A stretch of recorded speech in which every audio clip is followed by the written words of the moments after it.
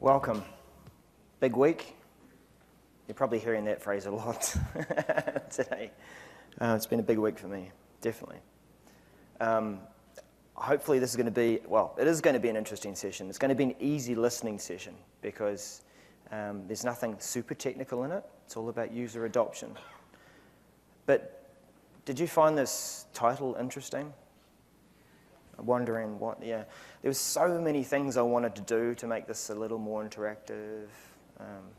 Wearing a balaclava, looking like special ops. Didn't know if it was appropriate to have anything like a, yeah, anyway. But yeah, we're going to have some fun with this, and actually you'll come away thinking, I must read a couple of things. So I just want to start out by saying, rolling out Office 365 can require military precision.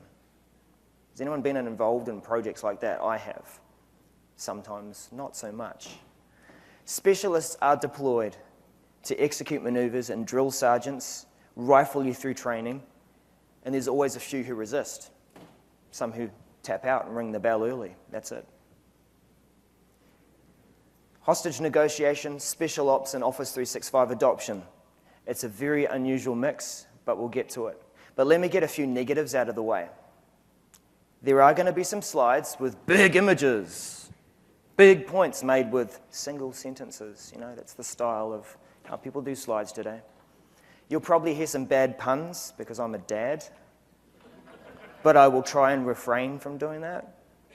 And if this was a negotiation, then it would be a conversation rather than a presentation. And we could get together and work on this. I'll be doing a lot more listening, well, that's what I would be doing, and a lot less talking. Maybe we could get to that afterwards.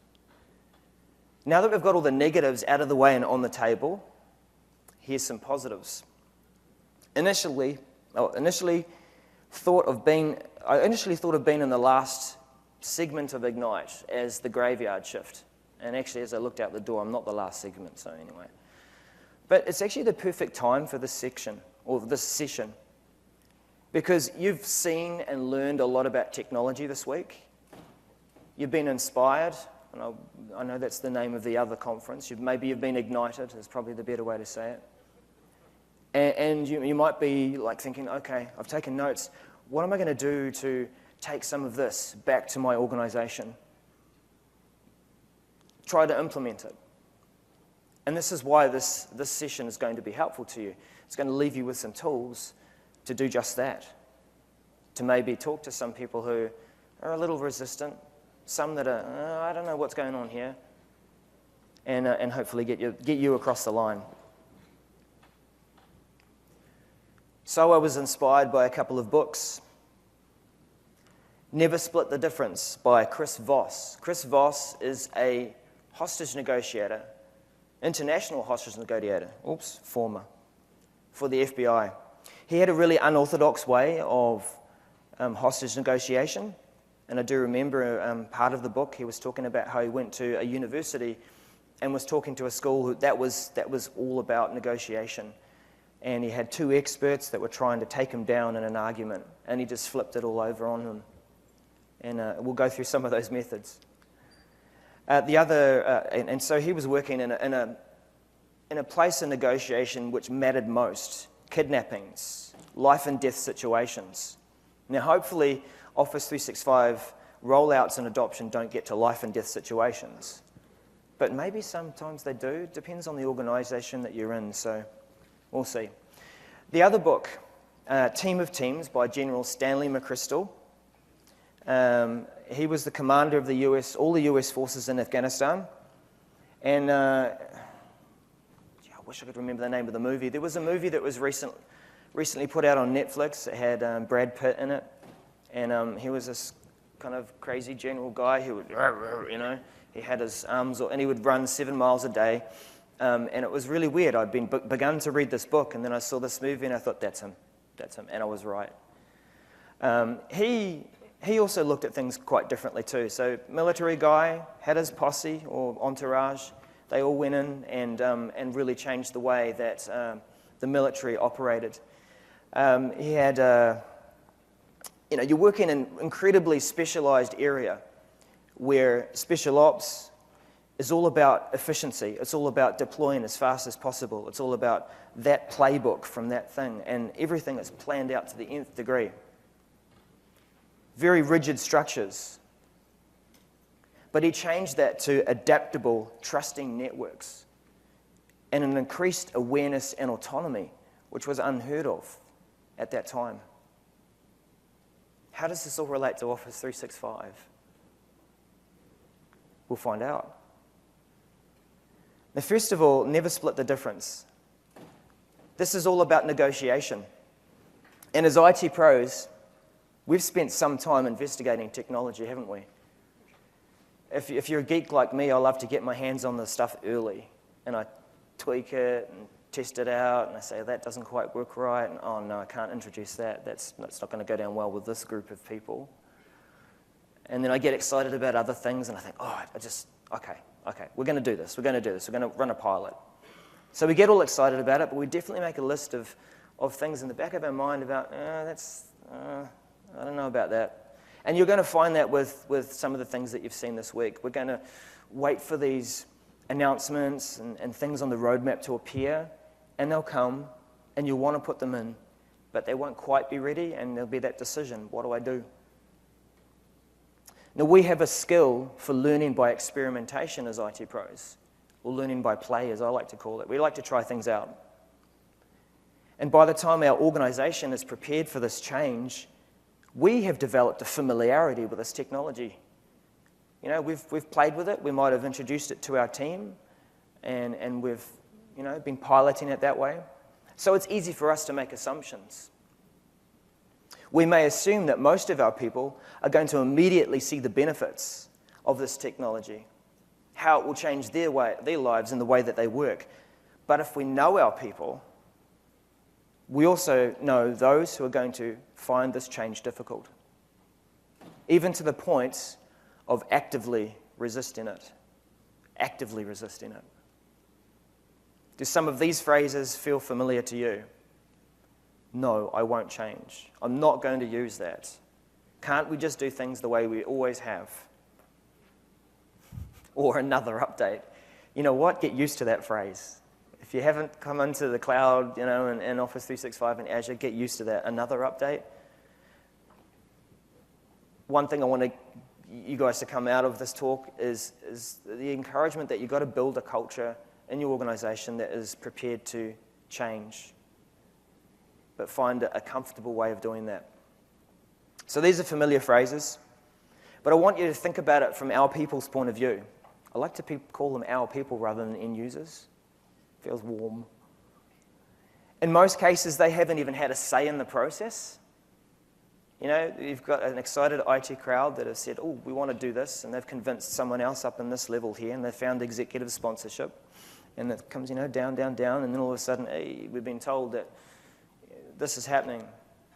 Maybe some change managers have got involved, and they've created some awareness and some great campaigns. They've stuck posters up in elevators and back of toilet stalls, and then you've got some expo. But that's about it. They haven't really had much of a say in the process.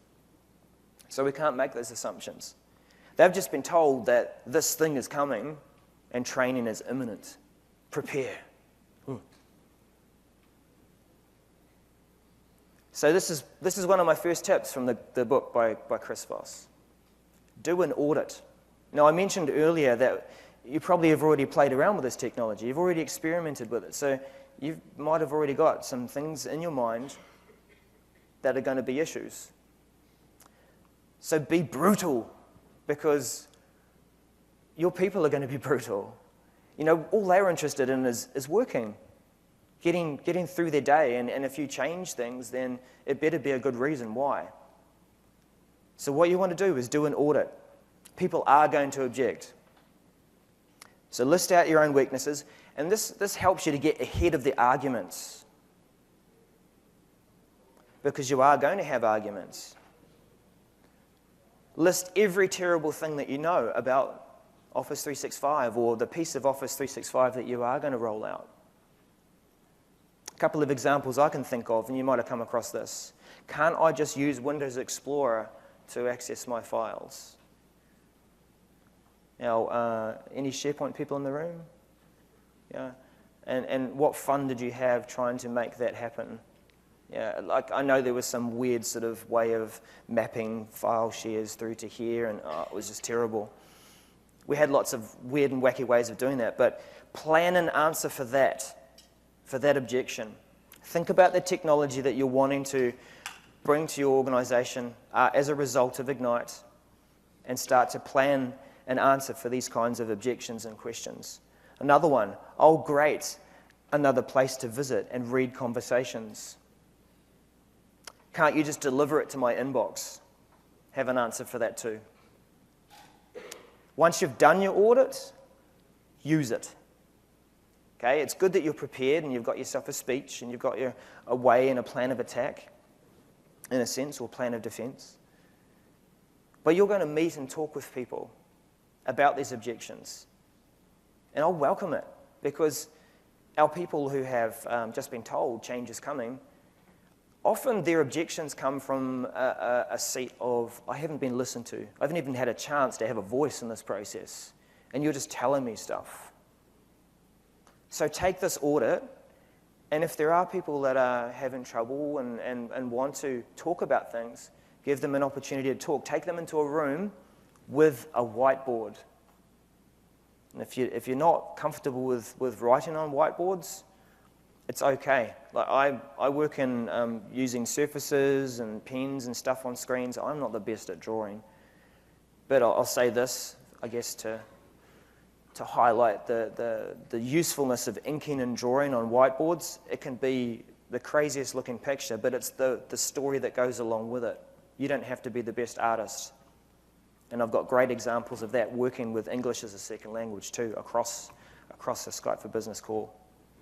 Anyway, you're in a room, you've got these people with objections and problems and thoughts about this technology that you're rolling out. You take your audit and you start. So now just before we start talking and listing some of these things and listening, I just want to get off my chest what I think's wrong with this. And as you're writing up on the board and you're writing your objections that you've listed, one, you're creating rapport because of your honesty. I mean, let's be honest, we're not salespeople, we're IT pros, we're change managers, we're people, hopefully. So let's be honest. And as your honesty is scribbled on the board, however it looks, you're actually allowing people to relax so that when it's their turn, they also can be honest and open, because you're just trying to get them to open up, just to talk. You're inoculating the arguments before they occur. I like that phrase. It's like, if you don't like needles, I'm sorry about that, if that's given you some quivers. But by doing this, you establish rapport and you diffuse the arguments before they actually occur. You don't want to be direct. Okay, so sometimes we take an approach, and maybe it's because we've just got so many projects on the go, or maybe we just use the excuse, well, management has said. Tough. We're changing. Get used to it. Now, there's some truth in that. As I said before, there's Office 365, there's Azure, it's the cloud. You can look up in the sky and I can see a dog chasing a peanut and someone else can see the elephant chasing the dog, and the cloud changes very quickly. Get used to change. But we want to introduce our people gently to that. So don't be direct. Keep that listening thing going.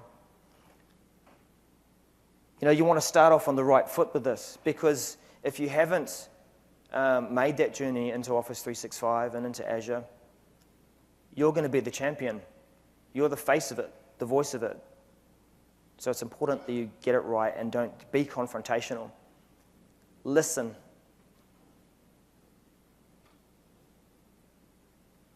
Start to open up a dialogue. Listening is one of your most powerful tools. Listen. It slows down the conversation. It's actually slowing me down right now. I'm feeling so much calmer. But it also helps those in the room that are ready to, you took away my listen. Listening is also the beginning of your investigation into what's really at the heart of the objection. You know, what the objections that people come out with, sometimes that's just the first layer. Ogres have layers. Onions have layers. Yeah? Get down into what's the real problem. And by giving people an opportunity to relax and to tell what's really the problem, that's really important. Make use of that whiteboard. And if it's an online meeting, open OneNote, share your screen and type up the notes. Again, don't worry about spelling mistakes and the like. As soon as you're getting those words out there in front of people, you're reaching their audible way of learning and listening and communicating, and their visual. Really important. And for goodness sake, turn your video on too while you're at it, if you've got the bandwidth. Communicate. As you listen, parrot back at what you're hearing. Paraphrase what they're saying to you. Because if you hear this phrase, that's right, then they're feeling understood. You're creating rapport right there. That's right. That's right. Yeah, that's right. Yeah, you got it. Yeah. Yeah, I felt that way too. But if you're seeing a different phrase, oh, you are right. Oh, you're right. Yeah. Yeah, you're right. I'm married. Sometimes I secretly use that phrase. Yeah. And it's usually just okay, we'll deal with it later. But that's right is what you're looking for. Okay? You're wanting people to feel like they're being understood. Negotiation is not a fight. Some people come into that and they feel like it is. Ooh, I've got to be right. I've got to make them feel like they're wrong. We come out of that room. I've got all the yeses that I need. We're done. No, it's not. Negotiation is actually an opportunity for you to listen for levers. It's a process of discovery. So as you're digging into that real reason why people are objecting, then you'll really get into the heart and being able to help solve that problem. Every time you have a conversation with someone, you can pick up something new. So keep talking, keep listening. Highlight what they can achieve in the technology, but you're still trying to get those adoption outcomes that you're after. Now, I work for a company called Adopt and Embrace, and we do have a story that works quite nicely in here. The Bank of Queensland had a newsletter that was often sent out. It was an email-based newsletter. And there was one person that went to great efforts to produce this newsletter, so much so that she became known as the newsletter lady. You know, that was her identity. How do you think she felt when the Bank of Queensland wanted to introduce Yammer or another technology? And that was going to be the new way of getting this newsletter out. What do you mean? My newsletters, all that work that I'm known as that. What am I going to do? So, of course, she was objecting to this change. But you didn't know that to start with. Because as she was talking about it, it doesn't do this, it doesn't do that, oh, that's horrible. But what was really at the heart of it was, I'm known as the newsletter lady. And I'm proud of what I do, and people recognize me for it. And I feel like that's been taken away from me. Now, when you get to that level, that layer of onion, when it can be a little painful, a little stinking, maybe even tears come down the eyes, then you're actually getting to the heart of the problem. You're actually getting to those levers. Now, of course, a solution comes to my mind, and of course, there's tons of ways of still involving her. You know, I would have said, that newsletter, let's spend some time with you and show you how to create a SharePoint page. They're really simple now. In fact, you can still do what you want to do, and what we'll do is we'll refer to it in Yammer or in Teams or in something else where we can discuss it. But you've got to get to that layer and listen for those levers. Keep people talking so that you can really get to it. Now, you're seeking to get an agreement with the changes that you're about to introduce with Office 365.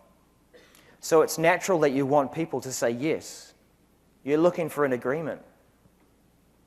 But you know what? A yes actually makes people feel like they're committing to something and it's just another thing on their list, or that they're signing up. Yes, it's like the acceptance agreement at the bottom of that $2,000 piece of software that you say, oh, no, I don't want that. Okay, we'll send it back. Why did I spend that money? No, you're agreeing to something when you say yes. So what you really want to do, strange, is get them to say no. What? You're in a negotiation. You're trying to get people to agree with you about your adoption and about this technology that you're moving in, and you want them to say no? Yes? Now I'm getting confused. You do want them to say no, because no actually is less threatening. And what it does is it gives you boundaries. You start to hear where their borders are at. There's some more levers there for you to talk with and to understand and help you, again, to get to that lower level of what the real problem is. But yeah, most of all, letting them know, letting them say no, helps them relax. It's amazing. So, phrase your questions and your discussions so that the answer begins to be no. But if you're clever, it's actually getting to a yes at the end of it. Such as, have you given up on this project? Oh, no, I haven't done that. No. You see what I'm saying? The no is there, but then what follows that? No, but, and that but has the clue, the one that you want to really work on. This is so often my house. Who's got the controller? So we've got 3, and they're wireless, not wired. But why do I use this image? Because I want the objector to feel in control. Because this isn't a fight, it isn't about dominance. You want it to be a collaborative atmosphere. So once you've got to these different layers, you want them to feel like they're in control and that you've invited them back into the process. Because remember, I said at the beginning, often they haven't felt like they've been part of the process. If there hasn't been good change management done and people haven't been invited to be part of it, they haven't felt like they've had a voice, you're giving it to them now. You're making them feel special. You're making them feel listened to. You're allowing them to relax, allowing them to say no. You're even listing some of the problems that are wrong with it yourself. So now you're allowing them to feel like they're in control, and it really helps them. But here's a really cool way, and this is where Chris Voss was quite unorthodox. He played dumb. So play dumb. What does that mean? It means you say, look, I'm not sure how would you solve this? How would you solve this? What ideas do you have? I'm interested in what you've got to say. And by doing that and playing dumb, you actually start to get to some of these answers. Flipping it around. Let them set the agenda. So, following on from that, and to strengthen that point, playing dumb really does work. Being helpless works even more. Putting yourself in a position of vulnerability when you're not really, because you know exactly what's going on. But by being in that position of vulnerability, you're really opening it up so they can come and rescue you. Now, can you imagine how that would have worked with Chris Voss, and he's talking to terrorists or people that are about to burn things down or whatever, and he's flipping it round, and at the end he's making them feel like they're rescuing him.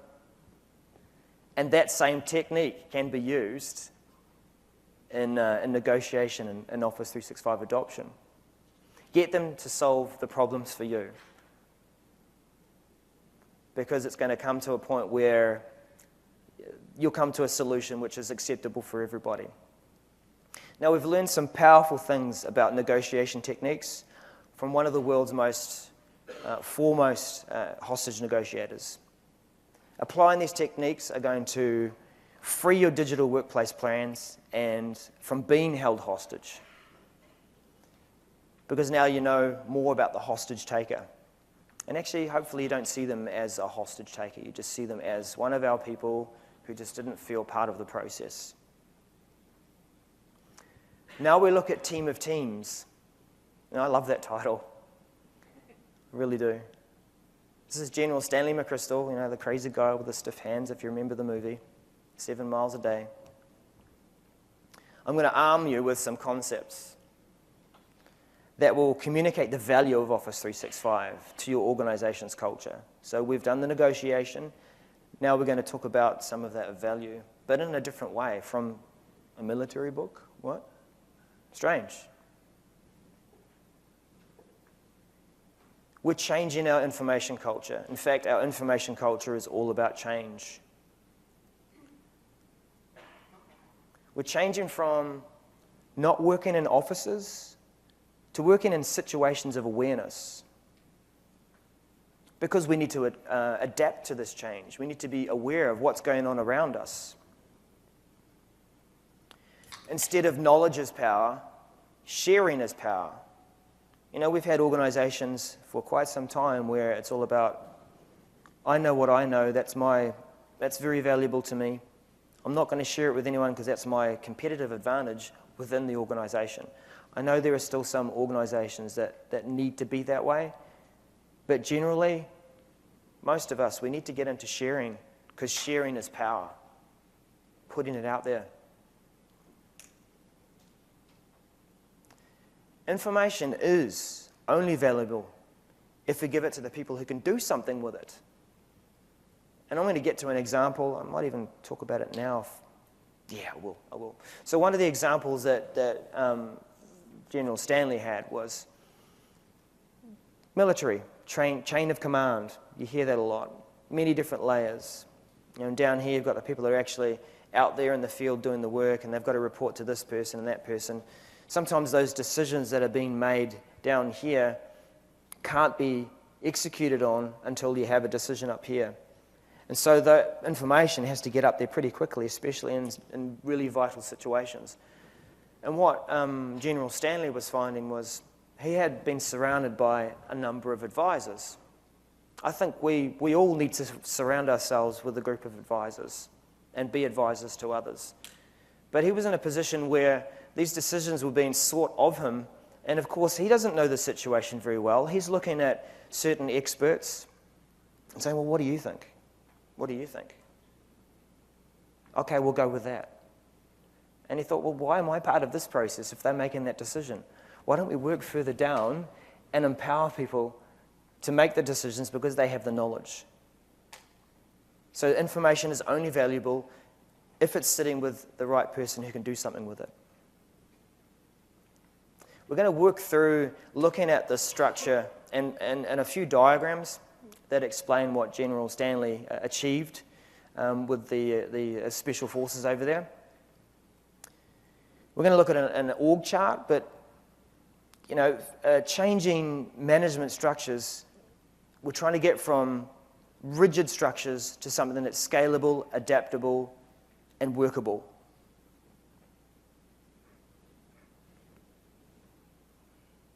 All right. So our traditional organized org chart, org structure, is all about scalable efficiency. If we think about special ops, and we read through that, or actually any kind of manufacturing industry as well, time and motion studies, do things as quickly as possible and efficiently as possible. You get your charts out and you say, well, we could do this better, so let's put that there and that, then we'll get that person over there. And historically, and I forget the reference of the person who did this, but they basically got it down to little cards that could be executed on. And that person at that level had no idea what was the big picture. They just knew that if I did this, then you know my part in the big picture is done and I'm good. But no idea of the big picture. And definitely not very scalable, right? And this is what something, and I don't mean to bring war into it, but that was part of the struggle for him, was that you had insurgents that didn't work that way. They would just adapt. They would go and do things that they needed to do and it was done, whereas the situation was always changing. And they had these big playbooks. Oh, which play are we going to do for this one? That one there. They couldn't really adapt. And they had people that were very specialized in the certain roles that they were. So we had charts like this. And I talked about that structure, didn't I, about making decisions. So that person at the bottom had to get, sometimes for certain decisions, a decision from the top. Scalable efficiency. Now this is termed as doing things right. We're doing things right. In fact, we've done it so right that we've got a card that tells me how to do this. A team of teams view on this is about scalable adaptability. And that's what we really need in today's world, because change is happening in our tools, in our competition, in the place that we work. It is always changing. So he got to this position. He changed this crazy looking chart, or he changed from that org chart to this crazy looking chart. And you know, the symbols and squares and blocks and cones and rectangles, it looks like a mess, doesn't it? But there is some organized scalability in there. It's all about empowered execution. I talked about allowing people at the bottom who know and they have all the information to be able to make those decisions.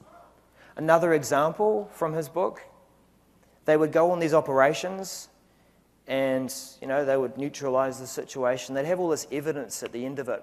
And so they'd bag it, and they'd take it back to base, and it would go in a cupboard. And then someone would eventually sort through that cupboard, and they would find that what they had collected could have been instrumental in actually solving the next problem or even preventing that problem altogether. So, shared consciousness, creating a way to be aware about what my team is doing around me. They had, well, when General Stanley came in, they had offices, you know, blocked off, little rooms. Everyone was important enough to have their own space. But he came in and he changed it. He said, take the walls down. I want everyone to be in something of a star configuration. We're going to have long tables. We're going to have screens all over the place. We're going to have people sitting beside each other so that they can hear what's been said. We'll give them headsets, of course, so that they can, you know, focus when they need to. But he opened up that structure so that people could be aware. They could look up and they could go, oh, that's what's happening in my zone. Oh, and that's what's happening in that zone. And what did you just say again? Okay, I know something about that. I can help with that. I guess that's how open floor plans are supposed to work. I guess when they're done well. But shared consciousness, and there's a way of achieving that with tools as well. Achieving that with what's on our screen so we can focus in the noise.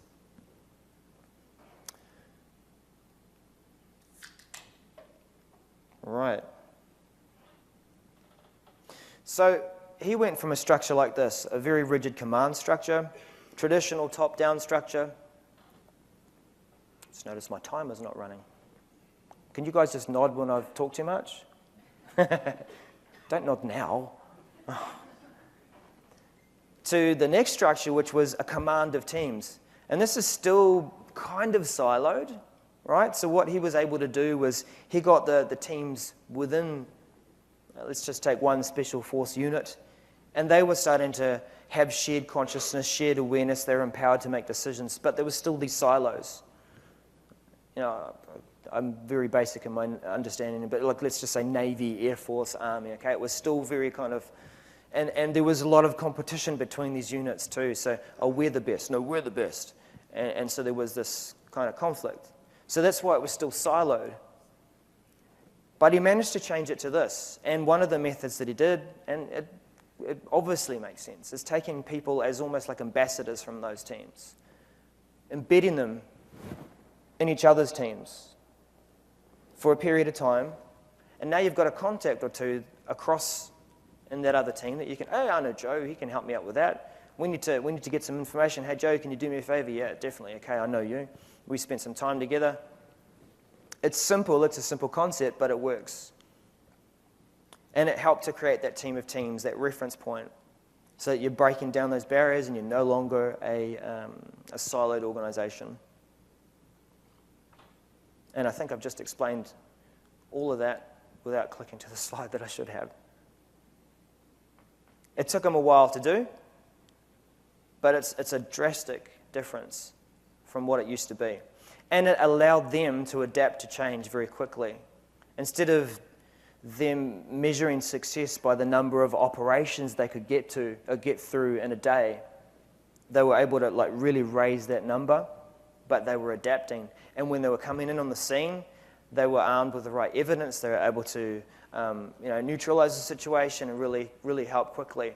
Now, push the military side out of the way. Don't you want that in your own organizations? Don't you want to be able to preempt some of the things that go on and have awareness?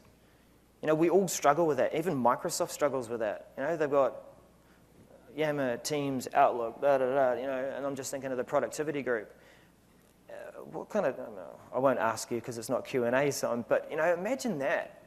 Trying to command all that and trying to get, I've got a unique view on this. I run a webcast weekly, Office 365 Message Center. I review the updates. And I often am in awe thinking, how do they choose what goes in there?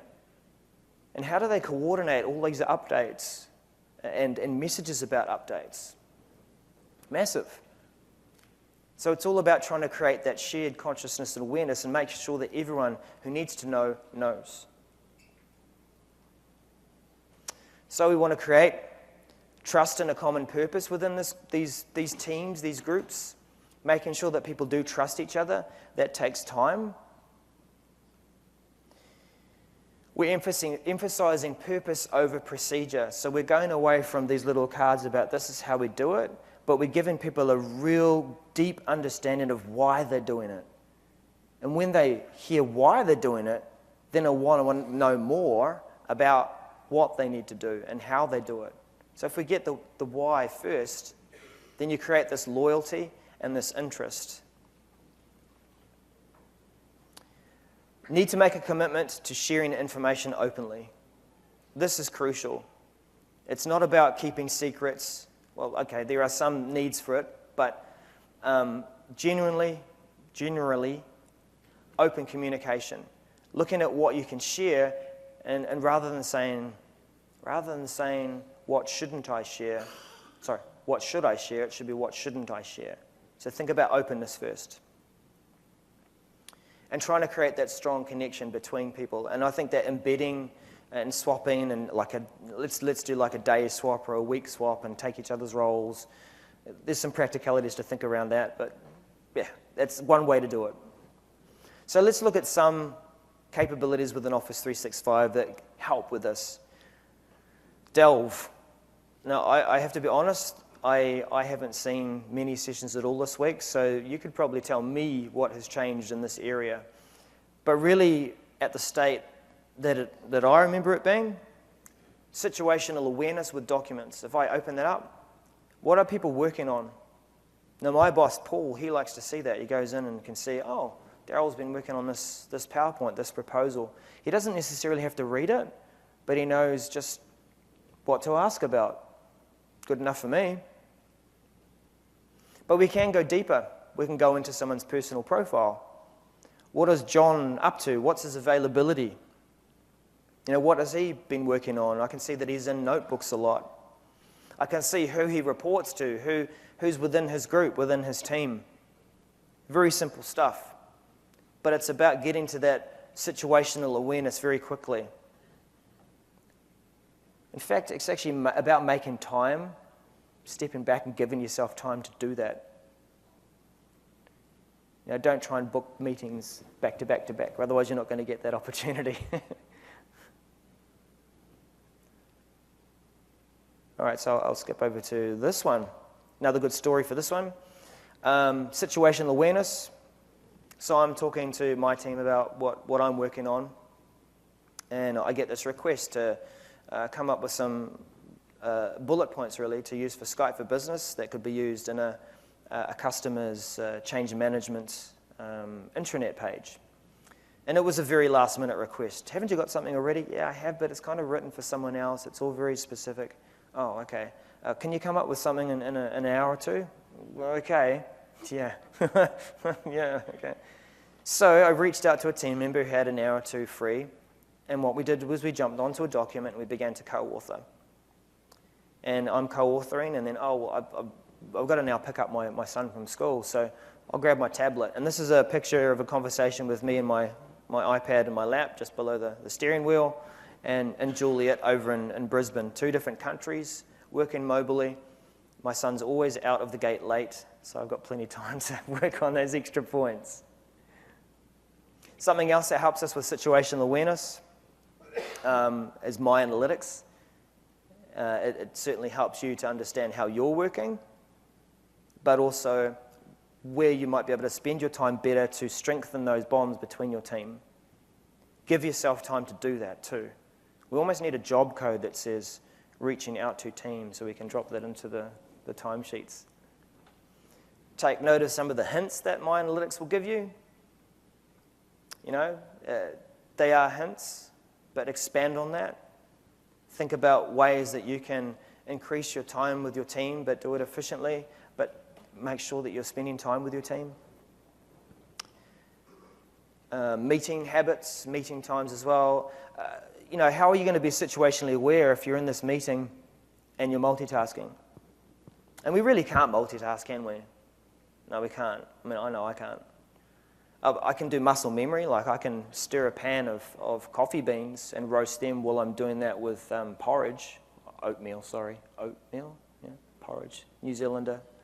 So I can do that, but there's not much thought involved in that. But in a meeting, listening, and then, that doesn't sound like it's involved in me, I'll just, sorry, what was that? Did you want me to do something? You're not going to be very aware of what's going on, so there's some meeting etiquette rules around there, and maybe there's some etiquette rules that the presenter or meeting organizer could follow. But we could use our meeting times better. I'll skip through a few of these. We use Planner to create an awareness of what we're working on as well. So there's a top level view of what our team is working on, and we have various tasks for different customers. So we try and use Planner in a very basic way. One big board, and then we just list what we're working on. And so we have things that we might need help with, blockers, things that we have completed. But again, it's about creating that quick way of being aware of what people are working on. Just at a glance, and we can click in and get the detail if we need it. One of my favorites, and I must say this, Angus, I'm surprised they didn't have this in place before I came on board. Adopt and Embrace Love Yammer, but they didn't have a group that was, what am I working on? I just wanted one place that we could go to and say, well, show me some bullet points. Now, we might be used to having to give a similar bullet point list to our manager above us. Now, I want to know what you're working on, so if someone asks me, then I've got the right answers. But you know what? Everyone's going to benefit from that list. So just jump in, make a basic group called What Am I Working On for your team. Drop it in there, and it's very easy to just be part of that conversation. Have a quick look. You might even be able to see on a bullet point there, I might be able to help there. So like Juliet, she jumped in and said, look, I can help out with that last minute request. And there's that awareness. It's not the open tables that General Stanley had with his operations center, but it is happening in a digital way. And it's arming us to be able to work more efficiently and to adapt.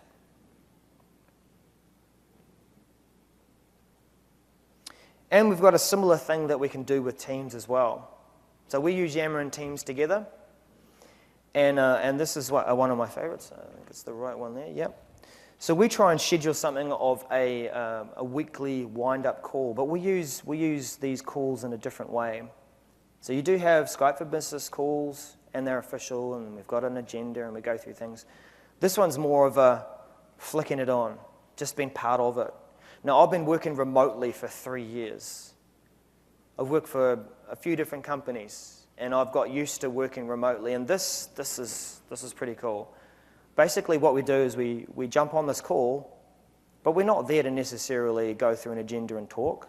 It's just there. The video's on. Because I can't sit down at a desk and turn and talk to Paul and say, hey, Paul, got a minute? Or, I overhear a conversation. I'm not physically there. But with this method, for just an hour, we've got that video on, and we don't necessarily have to be part of the conversation. We can be working. I might overhear something. Yeah, that's a good point. Actually, I had that same experience this week, and this is how I dealt with it. So we call that our weekend wind down. But it's similar to having, you might say, a big screen.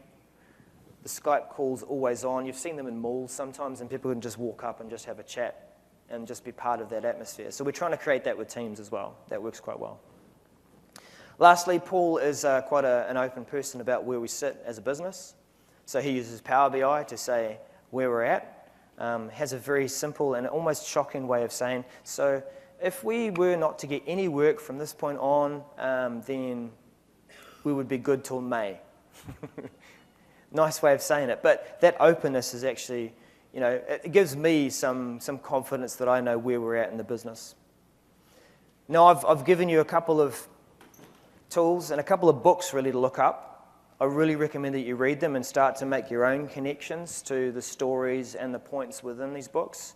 So that was Chris Voss and the Hostage Negotiation book, and then Team of Teams by General Stanley McChrystal. You will learn different ways of dealing with adoption from that. But remember, from the hostage negotiation part of it, it's all about trying to get those objectors to feel like they've been listened to, getting them to relax, and then get into the real heart of the problem so you can help them solve it.